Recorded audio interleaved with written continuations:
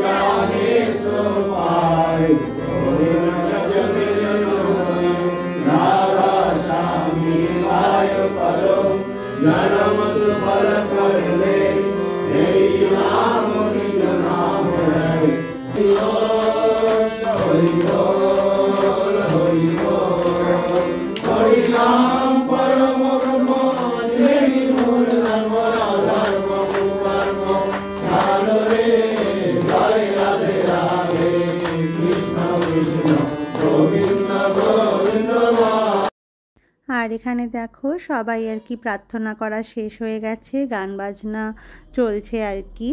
তো ছেলেকেও একটা গান করতে বলেছি আজকে, তো আজকে যাই হোক ছেলে রাজি হয়ে একটা গান করেছে।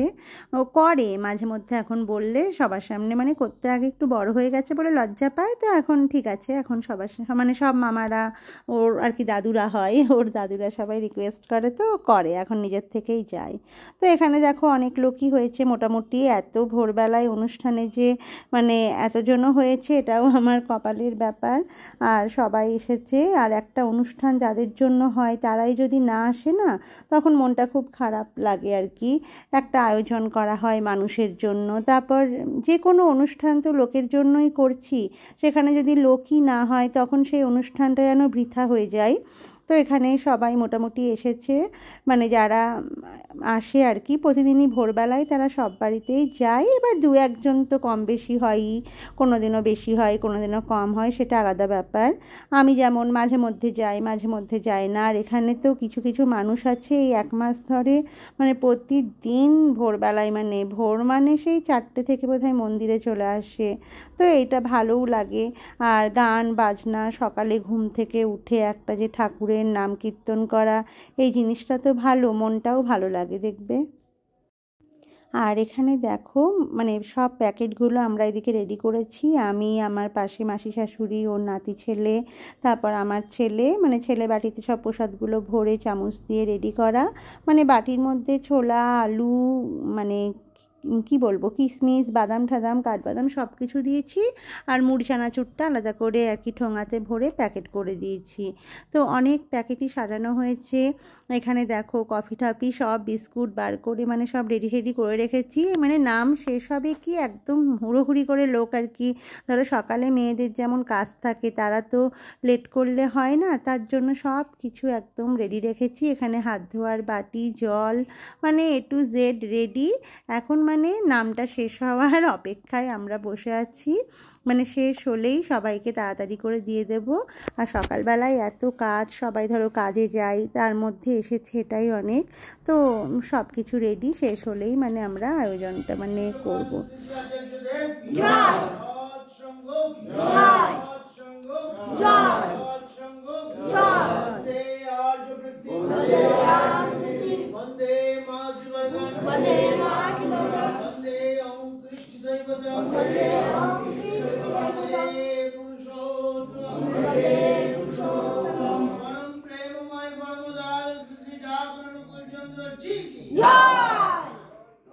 এখন দেখো অনুষ্ঠান শেষ হয়ে গেছে, আর আমরা তো রেডিই আছি। সবাইকে আগে হাতটা ধোয়ার জল দিয়ে তারপর কফি, চা, তারপর বিস্কুট এইসবের ব্যবস্থা করা হয়েছিল। তো ফ্লাক্সে একবারে করেই রেখেছি, কারণ আমি চা চাপাবো করব, অতক্ষণ কারো টাইম হবে না বসার, তাই সব কিছু রেডি রাখতে হয়। মানে সব বাড়িতে এটাই করে আর কি, সব বাড়িতেই যখন যাই প্রতিদিন ভোরবেলায় যে হয়, সবার বাড়িতেই মানে রেডি থাকে।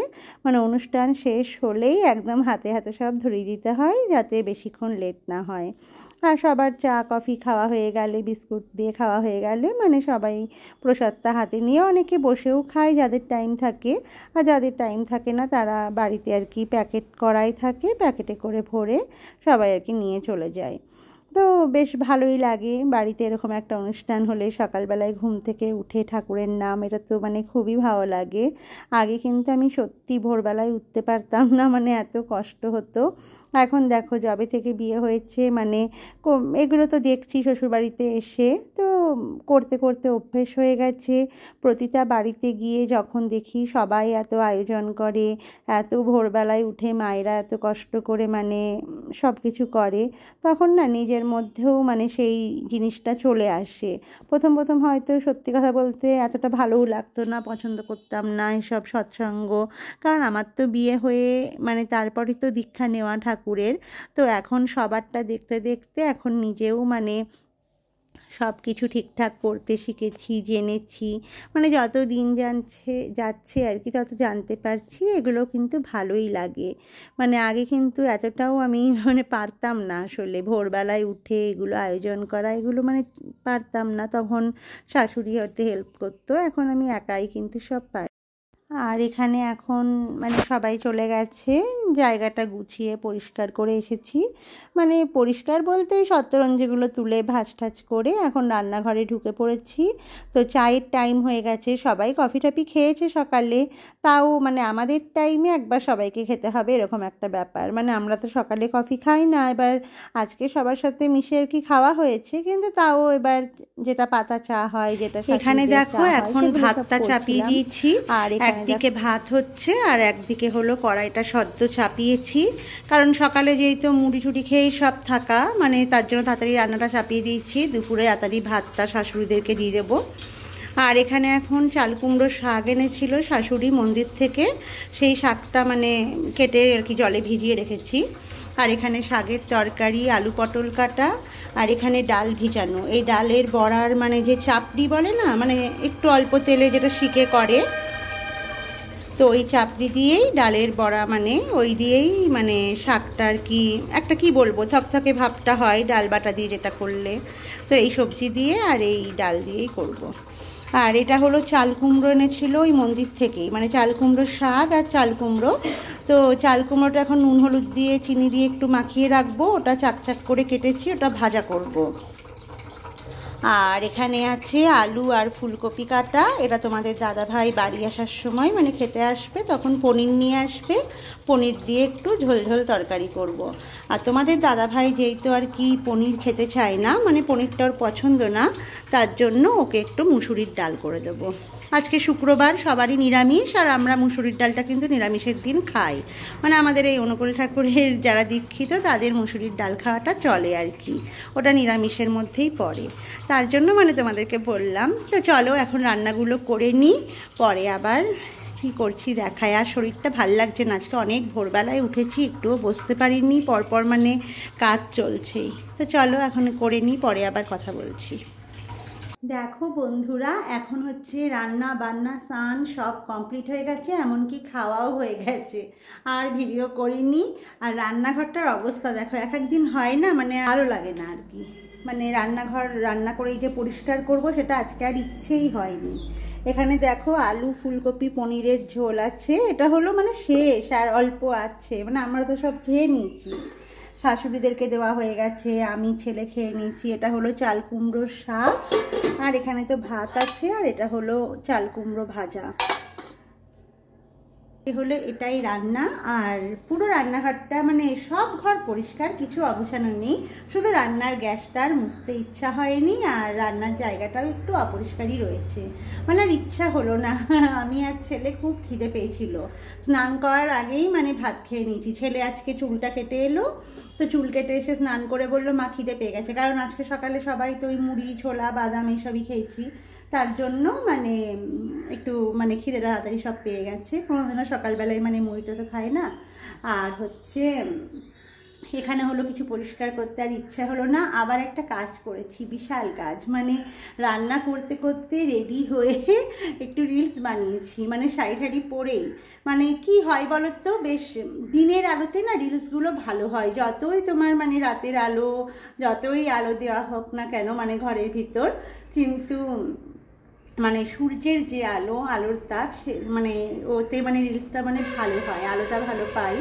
তার জন্য মানে পনিরের তরকারি চাপিয়ে একদম কমিয়ে কমিয়ে মানে কষছিলাম, আর হচ্ছে কটা ভিডিও বানিয়ে নিলাম। দেখো এখন ইউটিউবে কাজ করি, তাহলে সেখানে এখনও জায়গা হয়নি জানি, কিন্তু সবাই মানে ইচ্ছেটা তো পূরণ করতে হবে, একটা তো মানে কি বলবো, একটা নিয়ম অনুযায়ী তো চলতে হবে, আমার ইচ্ছা মতন আমি তো করলে হবে না, তাই যেটা করতেই হবে, তোমার মনে কষ্ট থাক, দুঃখ থাক, মানে আনন্দ থাক, যাই থাক না কেন, মানে রিলসটা কিন্তু আমাদের বানিয়ে যেতেই হয়। যারা করো তারা তো জানো এটা করতে মানে কি কষ্ট। লোকে তো এই 1 সেকেন্ড মানে 1 মিনিটের ভিডিও কি 15 সেকেন্ড 30 সেকেন্ডের ভিডিও দেখে কত কিছু বিচার করে নেয়, এ বোধহয় বাড়িতে কাজ করে না, মানে সারাদিন বোধহয় সেজে গুজে রিলসই বানায়।